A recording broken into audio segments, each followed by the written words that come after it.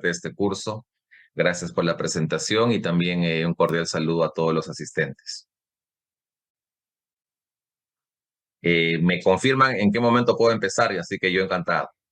Bien, doctor, ya puede iniciar. Ok, muchas gracias. Bien. Bueno, doctores, ¿cómo están? Nuevamente me presento, soy Joel Chipana, voy a participar de esta clase, este curso enfocado en la reparación civil, que en realidad no es otra cosa que la responsabilidad civil, ¿de acuerdo? Entonces, quiero dividir mi intervención en estas poco menos de 2 horas que tenemos, hasta las 9:30, me parece. 9:15 voy a empezar con algunas preguntas. Y voy a dividir mi participación en esta clase en dos bloques. El primer bloque va a estar enfocado en analizar el aspecto general de la responsabilidad civil y además analizar los supuestos de antijuricidad y el factor de atribución. Y la segunda parte voy a enfocarla en el desarrollo de la causalidad y de el daño propiamente. ¿De acuerdo? Ese va a ser el esquema que yo voy a utilizar ahora. Más o menos dentro de unos 50 minutos voy a dar espacio para que puedan realizar algunas preguntas sobre los temas que voy a abordar hasta ese momento, para tener un orden en la sesión, ¿de acuerdo? Y luego al final de la clase, las 9:15 más o menos, voy a abrir también una ronda de preguntas para que ustedes las puedan realizar, ¿sí? Bien, a mí me han invitado a hablar, doctores, sobre la reparación civil. Y este aspecto hay que bifurcarlo en dos temas muy concretos. Uno de fondo y uno de forma, ¿de acuerdo? El tema formal es el tema procedimental. Es un tema que los penalistas conocen, ¿de acuerdo? Yo no soy penalista, de tal manera que yo no voy a enfocarme en el aspecto de la forma. Las normas del Código Procesal Penal y el Código de Procedimientos Penales en su momento tienen ahí el momento exacto en donde este aspecto de la reparación civil se impulsa, se presenta, se plantea. ¿Sí? Es un aspecto enteramente procesal. No hay mucho que decir además sobre eso, porque es proceso. Son etapas que se tienen que seguir y son requisito tras requisito que se tienen que cumplir para entrar al debate de fondo. Sobre lo que yo sí voy a hablar en esta sesión es sobre el juicio de responsabilidad que se tiene que realizar cuando uno va a analizar la figura de la reparación civil. Entonces, aquí hay que empezar la sesión, queridos amigos, poniendo las cosas en contexto y siendo absolutamente tajantes al señalar que todo el análisis de fondo de lo que corresponde el concepto de la reparación civil, todo ese análisis se va a regir bajo las normas del derecho civil y específicamente bajo las normas de la responsabilidad civil extracontractual. ¿De acuerdo? Entonces, hay que poner ese debate, ese enfoque en ese mismo contexto, en ese mismo escenario. Siempre voy a analizar reparación civil bajo los criterios de lo que significa la responsabilidad civil, la tutela resarcitoria, si se quiere.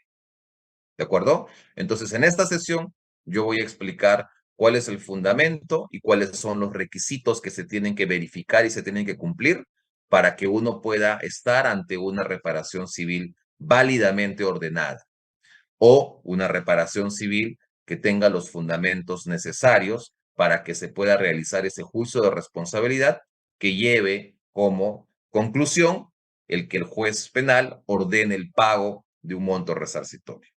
¿Ok? Esa es la premisa de la que yo voy a partir la sesión de hoy.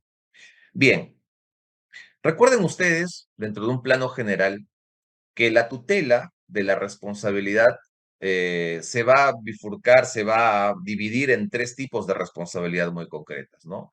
Tienes la responsabilidad penal, todo el derecho penal. Tienes la responsabilidad civil, que es la tutela del resarcimiento, y tienes la responsabilidad administrativa fundamentalmente. Es decir, todo el concepto de tutela se va a enfocar en esos tres escenarios. Ahora, la responsabilidad en el plano civil puede a su vez dividirse en una tutela que va a ser inhibitoria, en una tutela que va a ser cesatoria o en una tutela que va a ser una tutela resarcitoria. ¿De acuerdo? La tutela inhibitoria lo que pide y lo que busca es que antes de la ocurrencia del daño, a través de, por ejemplo, medidas cautelares, se llegue a evitar la ocurrencia de ese hecho que es inminente y de que si ocurre me va a generar un perjuicio, me va a generar un daño. Entonces, cuando yo hablo de tutela inhibitoria, por ejemplo, está siempre a disposición mía toda la tutela cautelar, ¿no? Toda la tutela de las medidas cautelares. Por otro lado, la tutela cesatoria lo que busca es y se enfoca en situaciones en donde el hecho que genera el daño es continuo. Es decir, este hecho no va a interrumpirse ni se va a agotar en un solo acto, sino se va a producir de manera continua y la continuidad en la producción de ese hecho lo que va a generar es un escenario en donde yo voy a entrar a hablar de un supuesto evidente de una solicitud que voy a tener que hacer al juez para que ese hecho cese. Es decir, para que ese daño que me está produciendo de manera continua, este hecho continuo, pueda detenerse. Y ahí nuevamente voy a hablar de una tutela cautelar, entre otros tipos de tutela, de pedidos que voy a realizar el juez, para que el juez ordene que lo que está ocurriendo deje de ocurrir. Por ejemplo, las medidas de innovar, la tutela cautelar, ¿no? La medida cautelar de innovar, que lo que quiere es algo que está ocurriendo se modifique en su ocurrencia, el cambio, y por ejemplo se detenga ese hecho generador del daño. ¿De acuerdo? Entonces tienes por un lado, en primer orden, la tutela inhibitoria y en segundo lugar la tutela cesatoria. En tercer lugar tienes la tutela resarcitoria, ¿sí? Y la tutela resarcitoria, queridos amigos, en buena cuenta es lo que es la responsabilidad civil, que en buena cuenta también es, en el fondo, toda la discusión sobre la reparación civil. Entonces, si uno quiere entender cómo es que funciona la reparación civil en el aspecto de fondo, lo que tú tienes que hacer es estudiar los fundamentos de la responsabilidad civil, porque eso es lo que te va a dar pie a que tú puedas entrar a configurar de manera adecuada esa reparación para solicitar al juez y el juez, con el conocimiento que debe tener sobre este juicio de responsabilidad de la reparación civil, va a tener que verificar los elementos que se exigen para poder ordenar el pago de un resarcimiento. Entonces, esta tutela que se enfoca en el resarcimiento tiene el nombre de un curso en el de Derecho Civil que se llama el curso de responsabilidad civil. Entonces hay que partir por esa premisa, siempre teniendo como fundamento esto. ¿Ok? Bien. Dicho esto, el sistema peruano lo que hace es, en el derecho civil, bifurca el camino de la responsabilidad civil y hace referencia a dos tipos de responsabilidad civil. Por un lado tienes la responsabilidad civil contractual y por otro lado tienes la responsabilidad civil extracontractual. La responsabilidad civil contractual necesita la preexistencia de un contrato que va a originar una obligación que se va a ver incumplida. Cuando existe ese incumplimiento, tienes libre el camino para poder solicitar una responsabilidad civil contractual. La base legal va a estar fundamentalmente en los artículos 1314 y siguientes del Código Civil. Pero si no hay contrato, no puedes entrar a analizar ese tipo de responsabilidad. En el plano penal, la pregunta es, ¿esa responsabilidad contractual tendrá algún tipo de utilidad? Y la respuesta es que no necesariamente, porque lo que persigue el derecho penal es el castigo, ¿no? Dentro de todos los fines del derecho penal, persigue, ¿no? Digamos, el castigo por la producción del hecho delictivo o de la falta, si fuese el caso, ¿verdad? Entonces, ahí es irrelevante la discusión sobre la existencia de un contrato o no. De hecho, en materia de derecho civil, la responsabilidad civil contractual se denomina inejecución de obligaciones. No se llama responsabilidad civil contractual, sino el título que le da el Código Civil a esta figura es la inejecución de la obligación, que genera, como dije hace un momento, una tutela resarcitoria. Lo que sí nos importa entonces es el otro régimen de la responsabilidad, que es el de la responsabilidad extracontractual. Ese es el punto que yo voy a desarrollar en la sesión del día de hoy. ¿De acuerdo? Y si eso es así, cabe hacer una pequeña precisión sobre el fundamento de este tipo de responsabilidad, ¿no? En algunos extremos y en algunos textos, incluso cierto sector de la doctrina lo denomina no responsabilidad extracontractual, sino la denomina responsabilidad por actos ilícitos. De hecho, en libros bastante antiguos se le conocía la responsabilidad civil extracontractual como la responsabilidad civil por hechos ilícitos. porque fundamentalmente lo que perseguía era proteger ese principio general de no causar un daño a otro, ¿no? Que además tiene una regulación expresa en el Código Civil, en el artículo 1969, en el que se establece que aquel que por dolo o culpa causa un daño a otro está obligado a indemnizar.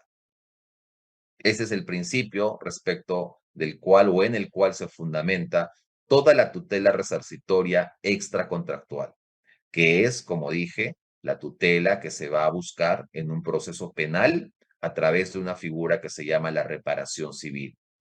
Finalmente, doctores, son etiquetas, ¿de acuerdo? Reparación civil, penal, responsabilidad civil, derecho civil. Pero en el fondo, el juicio de responsabilidad que se exige es exactamente el mismo. Así que mucho cuidado con esa distinción, ¿sí? Ahora, sobre esto se ha escrito muchísimo, ¿no? Y aquí voy a ir empezando ya a entrar en materia, porque es importante tener en cuenta lo siguiente, doctores. La Corte Suprema ha establecido con absoluta claridad y hasta ahora de manera inequívoca que cuando uno solicita una tutela resarcitoria, tiene que cumplir con acreditar, explicar y probar 4 elementos. Si falta uno de esos elementos, no hay tutela resarcitoria. La Corte Suprema es absolutamente clara en ese sentido, ¿de acuerdo? Y esa discusión y entendimiento civilista se va a aplicar también o se debe aplicar en toda la discusión de la reparación civil. ¿De acuerdo? La figura del actor civil, que es el privado que entra a la discusión y solicitud de esto, se rige bajo estas reglas que se originan en el derecho civil. ¿Sí? Entonces voy a explicar ahora esos requisitos que a nivel de Corte Suprema se exigen para que se pueda configurar de manera válida y eficaz esta tutela resarcitoria. Antes quiero hacer una precisión. Eh, Hay una confusión teórica que se ve representada en la práctica porque se confunde lo que es la indemnización con el concepto de resarcimiento, ¿no? Indemnización y resarcimiento. Voy a explicar cuál es la diferencia muy concreta. El término que se tiene que utilizar, doctores, en este caso es el término de el resarcimiento, ¿de acuerdo? Y ese resarcimiento tiene distintas manifestaciones. Por ejemplo, no solamente se debe creer que la tutela resarcitoria se ve representada en la orden que tiene el juez hacia la parte demandada de pagar un monto dinerario. Es decir, el resarcimiento no solamente se ve representado en situaciones de pago de dinero, de pago de sumas de dinero o signos que lo represente, que podría ser moneda extranjera, sino también hay un resarcimiento que se puede hacer en especie. ¿De acuerdo? Voy a poner un caso muy concreto. Imagínense un supuesto de negligencia médica.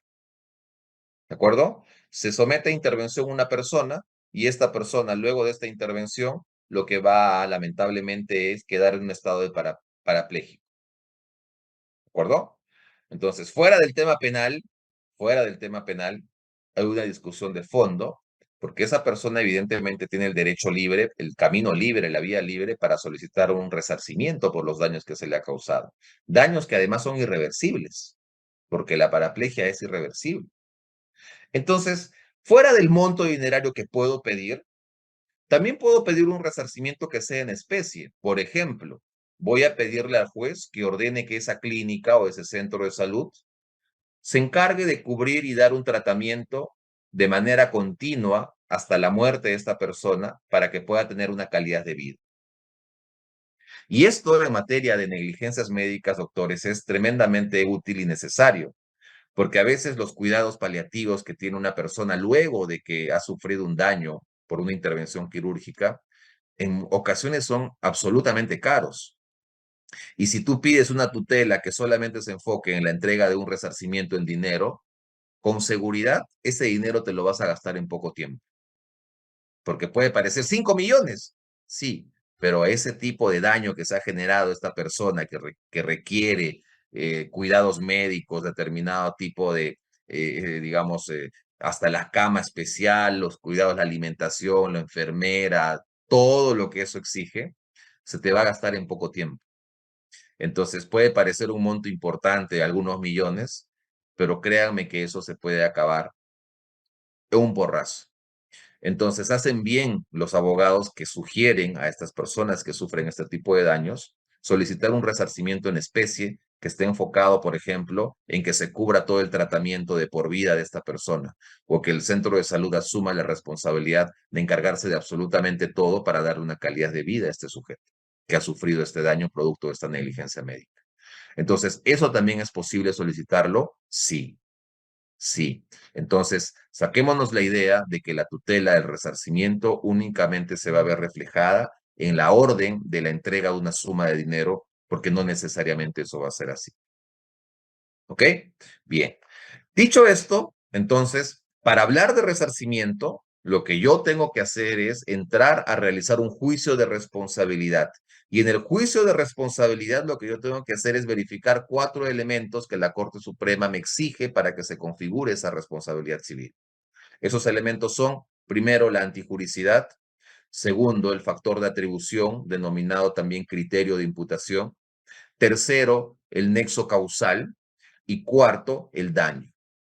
Esos 4 elementos tienen que estar debidamente probados, alegados, desarrollados en el escrito que yo como actor civil o en el plano civil como demandante tengo que presentar ante el juez. Si falta uno de los 4 requisitos, no hay responsabilidad civil. Es decir, tampoco habría reparación civil que se tenga que ordenar. Tengamos eso, doctores, absolutamente claro. Ahora, abriendo un paréntesis, yo sé que hay casos en donde jueces, en muchos casos penales, ordenan reparaciones civiles sin hacer un adecuado análisis.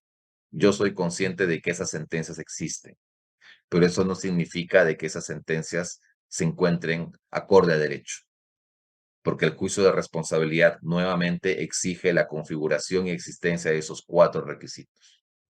¿De acuerdo? Entonces, mucho ojo con eso. Ahora, fuera del concepto de resarcimiento, este concepto se confunde mucho con el concepto de la indemnización, ¿no? Y acá hay que hacer la principal diferencia. En el Código Civil, por ejemplo, en muchos extremos, se hace mención a una tutela de la indemnización, ¿no? Es más, el propio artículo 1969 del Código, que establece esta regla general de que aquel que causa un daño a otro está obligado a indemnizar, cae en el error de señalar y incluir en su definición la palabra indemnizar, cuando en realidad no debe ser indemnizar, sino debe ser resarcir, porque la reparación civil, al igual que la responsabilidad civil, tiene como fin último el resarcimiento del daño. Entonces, Joel, ¿y cuál es la diferencia conceptual entonces? La diferencia es que cuando uno habla de la indemnización, ya no tiene que entrar a este juicio de responsabilidad donde se verifican los 4 elementos de la responsabilidad civil: antijuricidad, factor de atribución, nexo causal y daño. Ya no entras a ese juicio de responsabilidad, ese análisis, sino que ese concepto de indemnización en puridad y siendo absolutamente, digamos, pegados al concepto puro de la figura, lo ordena una norma. Por ejemplo, el artículo 345-A del Código Civil, que hace referencia a que cuando existe una separación de hecho, el cónyuge perjudicado se le tiene que indemnizar por esa separación de hecho. Entonces, ahí existe una orden del legislador que la realiza a través de una norma para que, verificada la separación de hecho, el cónyuge que no es culpable solicite una indemnización. Entonces, el juez no tiene que verificar la existencia de los 4 requisitos de la reparación civil. Lo único que tendrá que verificar es, ¿hay separación? Sí. ¿Hay cónyuge culpable? Sí. Entonces ordeno la indemnización. ¿Por qué? Porque la ley lo exige, la ley lo ordena. No es que el juez va a realizar toda una verificación de los elementos para ver si hay daño, hay nexo causal, no. De frente entra a la orden que se le entrega al juez de ordenar la indemnización, que naturalmente en muchos casos es enteramente monetaria. Entonces, esa es la diferencia concreta, queridos amigos, cuando uno analiza estos 2 conceptos. Ahora, yo sé y soy absolutamente consciente de eso también, de que en los usos y costumbres y en la práctica judicial, jurisdiccional, se maneja y se utiliza indistintamente el concepto de resarcimiento versus el concepto de indemnización. ¿De acuerdo? Entonces, como eso es así, a lo largo de esta sesión, yo también voy a utilizar de manera indistinta ambos términos. A veces hablaré de resarcimiento, a veces hablaré de indemnización, pero en todos los casos debe entenderse que estoy desarrollando la figura de la reparación civil, que nuevamente se rige bajo las normas de la responsabilidad civil propia del derecho civil. ¿Sí? Bien. Cierro ese paréntesis entonces para hacer esta precisión conceptual. Repito, incluso los propios jueces utilizan el término indemnización cuando se debería utilizar el término resarcimiento. Así que enfoquémonos en esa distinción para que nosotros podamos tener claridad sobre cuándo es uno y cuándo es otro. La práctica dice y lo utiliza de manera indistinta. ¿De acuerdo? Bien, cierro ese paréntesis, esa precisión conceptual. Voy entonces, queridos amigos, ahora a analizar esta tutela de la reparación civil, ¿de acuerdo? Esta tutela resarcitoria que se discute en la reparación civil. Para quienes se han conectado hace poco, vuelvo a la premisa inicial. Toda la discusión de la reparación civil se enfoca en un plano de fondo y de forma. El plano de forma es el proceso en sí, que ya se rige bajo las normas del derecho procesal penal, que no voy a desarrollar ahora, porque simplemente son normas muy concretas. Y el tema de fondo, en donde todo el debate no tiene nada de penal, sino tiene todo de civil, bajo las reglas de la responsabilidad civil. ¿Ok? Bien. Entonces voy a desarrollar estos 4 elementos que la Corte Suprema establece para que uno pueda configurar de manera adecuada esta tutela resarcitoria. Repito, cuando hablo de tutela resarcitoria, me estoy enfocando ya sea en la reparación civil o ya sea en la responsabilidad civil. Reparación civil, discusión en un proceso penal; responsabilidad civil, discusión en un proceso civil. Pero el fondo se discute con las mismas reglas. ¿Ok? Bien, empiezo entonces. El primer elemento que exige la Corte Suprema cuando ha emitido pronunciamientos sobre estos supuestos es el de la antijuricidad. Entonces, aquí lo que debemos entender, queridos amigos, en un plano práctico es, y yo voy a enfocarme en los 3 actores, en el demandante, en el demandado y en el juez. O en un proceso penal, en el actor civil, en el juez y la parte que está o va a verse obligada a pago de la reparación civil, que también va a tener su abogado. ¿Sí? Entonces voy a enfocarme en ese debate. En el fondo es lo mismo. Lo único que varía es la etiqueta: reparación civil, responsabilidad civil. Antijuricidad, primer elemento. Voy a ponerme en situación del demandante o voy a ponerme en los zapatos del actor civil. ¿Ok? Este concepto, como primer elemento de antijuricidad, va a exigir que yo tenga que identificar primero los hechos que han generado el daño. Esto lo saben ustedes tan bien como yo.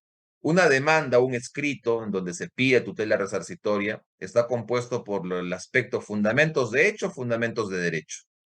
En los fundamentos de hecho yo tengo que contar toda la historia que ha generado el ilícito, que ha generado el daño. Accidentes de tránsito, mala praxis médica, daños causados por animales, supuestos de construcciones que generan daños a los edificios aledaños, etcétera.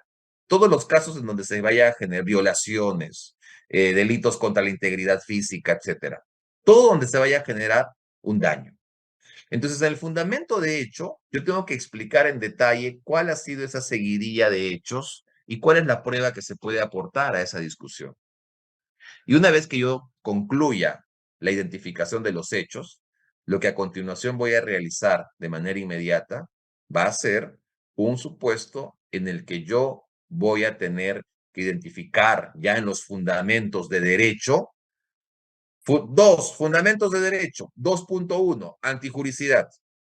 Cuando yo desarrolle el concepto de antijuricidad, lo que tengo que identificar es ese conjunto de normas del ordenamiento jurídico peruano que se han visto vulneradas por el hecho que genera el daño. Por ejemplo, en un accidente de tránsito. En un accidente de tránsito, Puede haber daños, evidentemente va a haber daños patrimoniales, materiales, por ejemplo, a mi vehículo, por ejemplo, a algo que yo tenía transportando en mi vehículo, etcétera. Pero también se van a generar daños no patrimoniales, no materiales, es decir, daños personales, a la integridad física, a la salud, no al aspecto psicológico de la gente que ha sufrido el daño, etcétera. ¿De acuerdo? Entonces, esos daños que vulneran estos derechos, yo los tengo que encauzar identificando cuáles son las normas que otorgan esos derechos, que dan tutela a esos derechos, que se han visto vulneradas por ese hecho que ha generado el daño, por ese accidente de tránsito. Entonces, en los casos de la responsabilidad o de los supuestos de daño material, yo cuando desarrolle antijuricidad tendré que decir al juez, la antijuricidad se representa porque este hecho que genera el daño contraviene estos artículos de tal código, de tal norma, de tal ley. Entonces, en mi ejemplo, accidentes de tránsito, por ejemplo, tendré que citar el derecho a la propiedad. Se ha afectado a mi propiedad. Por ejemplo, tendré que citar derechos que yo tengo a la integridad física, porque ese hecho ha vulnerado la integridad física que el Estado protege de todos sus ciudadanos. Entonces tendré que verificarlo de esa forma. O, por ejemplo, en ilícitos contra el medio ambiente, tendré que identificar todas las normas, ya sea de naturaleza administrativa, ya sea de naturaleza ambiental, que se han visto, incluso constitucional, que se han visto vulneradas por ese hecho que ha generado ese daño. Entonces tengo que hacer todo ese desarrollo, identificar artículo por artículo, norma tras norma. Y no solamente eso, tengo que explicar qué extremo de la norma es la que está siendo vulnerada. Porque un artículo puede tener 5 líneas, pero el hecho que genere el daño únicamente se enfoca en una línea de esas 5 líneas. De tal manera que yo tengo que realizar un desarrollo.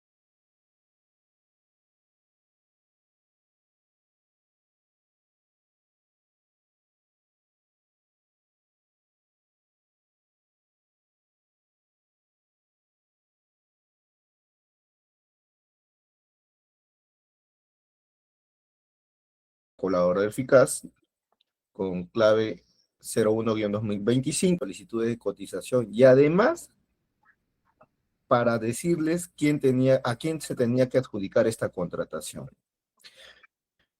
Esta referencia a la existencia del documento o Excel no es nuevo, no nace con el colaborador eficaz, señor juez, porque esto ya de cierto modo es corroborado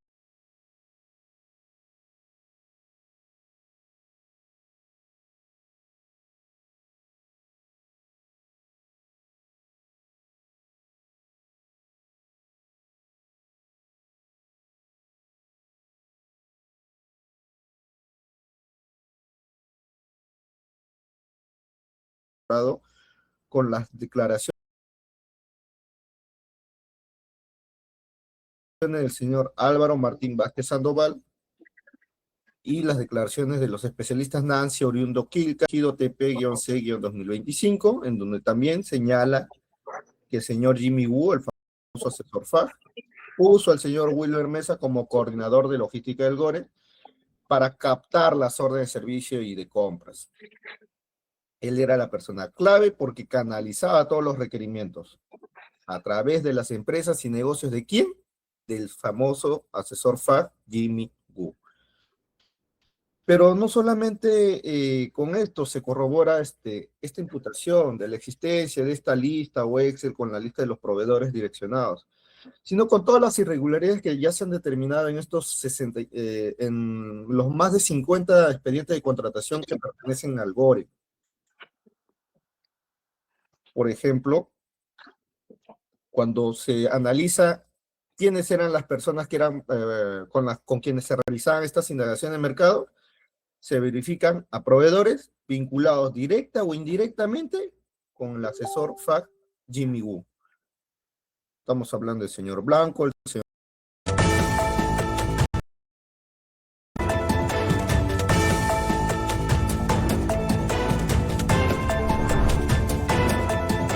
Nuestra audiencia, el expediente es el 7192-2025, por lo primero, estamos en una audiencia de prisión preventiva.